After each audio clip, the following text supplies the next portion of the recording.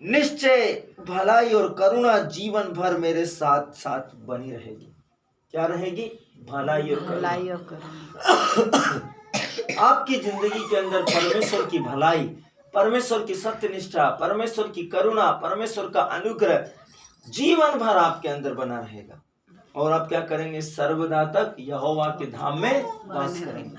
आप अनंत जीवन के स्थान में जाएंगे, पिता के साथ, सर्वशक्तिमान ईश्वर के साथ, सारी सृष्टि के परमेश्वर के साथ।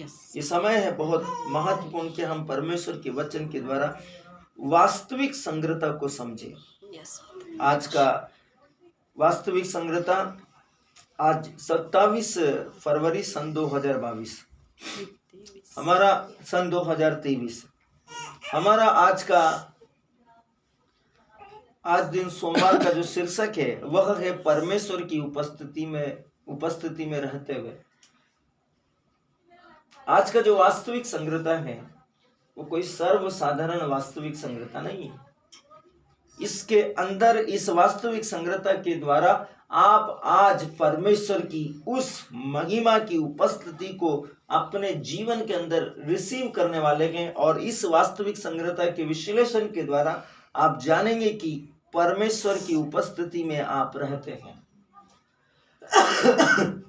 जैसे आदम और हेवा अदन की वाटिका में परमेश्वर की उपस्थिति में रहते थे, उससे भी ज्यादा प्रभावशीलता के साथ आज आप इस विश्व में परमेश्वर की उपस्थिति में अपने जीवन में, अपने परिवार में, अपनी कलीसिया में, अपने समुदाय में रहते हैं।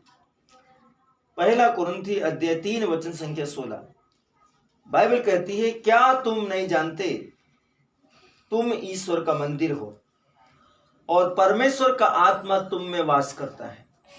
पहले आपको इस वचन की सच्चाई को समझना है। यह कहा गया है, यदि आप किसी से कहते हैं इस वचन को, तो आप कैसे समझाते हैं? आप उस व्यक्ति को कहते हैं कि तुम ईश्वर की उपस्थिति का स्थान हो। तो यदि परमेश्वर आपसे कहेगा तो कैसा कहेगा? परमेश्वर भी आपसे ऐसे ही कहेगा कि क्या तुम्हें नहीं पता? नहीं पता तो आप समझ लो और जान लो, इस बात को सुन लो कान खोल के कि तुम परमेश्वर की उपस्थिति का स्थान हो। परमेश्वर तुम में उपस्थित रहता है, परमेश्वर तुम्हारे अंदर उपस्थित होता है। मान लीजिए कि आपने एक बेच लगाया अपने शोल्डर के ऊपर। वो बेच कहाँ दिखाई देगा? आपके शरीर के ऊपर, आपकी शोल्डर के ऊपर। क्यों? क्योंकि आपने उसको वहां लगाया है। तो शोल्डर के ऊपर, आपकी शोल्डर के ऊपर बेच उपस्थित है। वैसे ही परमेश्वर आपके अंदर उपस्थित है। जैसे आपके शरीर के ऊपर कपड़े उपस्थित है, आपके हाथ में यदि कोई रिंग है तो आपकी उंगली के अंदर उपस्थित है, वैसे ही परमेश्वर आपके अंदर उपस्थित है। आपको समझना पड़ेगा, यह एक नितांत सच्चाई है। वचन कहता है, मेरे पास एक चेतना है, मैं हमेशा परमेश्वर की उपस्थिति में हूं। एक समझ है मेरे पास में।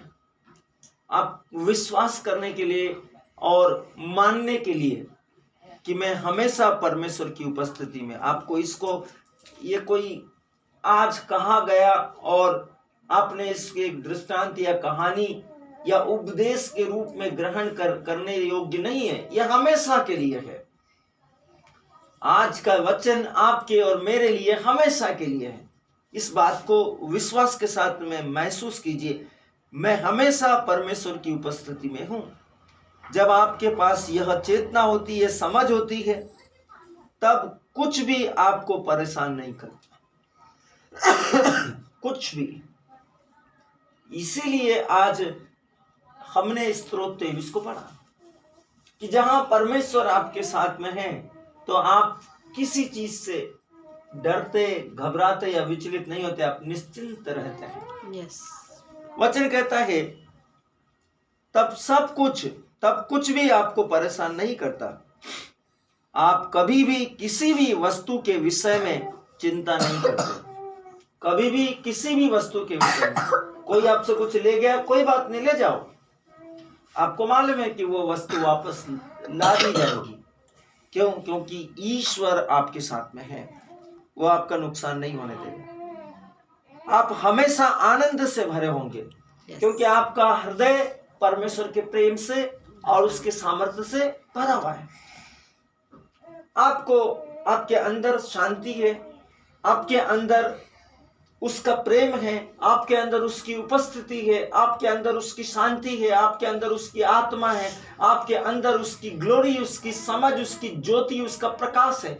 इसलिए आपको उसके उपस्थिति की वजह से किसी भी प्रकार का कोई चिंता या फिक्र नहीं है।